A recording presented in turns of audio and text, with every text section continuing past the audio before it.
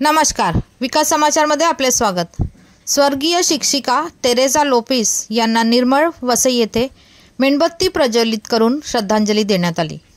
10 जुलै 2024 रोजी विरार जकातनाका येथे वसई विरार शहर महानगरपालिकेच्या निकृष्ट व खराब रस्त्याच्या खड्ड्यात स्कूटरवरून पडून मृत्युमुखी पडलेल्या शिक्षिका स्वर्गीय तेरेसा थॉमस लोपिस यांचा अपघात झालेल्या अपघातामुळे परिसरात महानगरपालिका प्रशासनाविरुद्ध नागरिकांत प्रचंड संताप व आक्रोश निर्माण झाला आहे।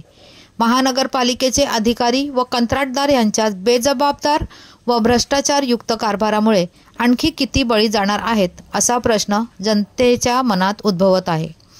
त्या अनुषंगाने जबाबदार महापालिका अधिकारी व कंत्राटदार यांच्यावर कारवाई व्हावी व अशा घटना तालुक्यात भविष्यात पुन्हा घडू नयेत म्हणून चर्चा करण्याकरिता वसईतील सर्वपक्षीय व सामाजिक संघटना यांची सभा शनिवार दिनांक 13 जुलै 2024 रोजी समाजसेवा मंडळ निर्मळ येथे घेण्यात आली।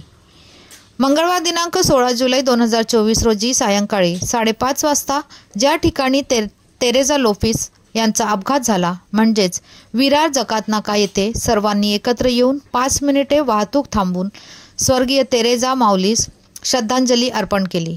त्यानंतर त्या ठिकाणी मेणबत्त्या प्रज्वलित करून घडलेल्या घटनेबाबत दुःख आणि निषेध व्यक्त केला।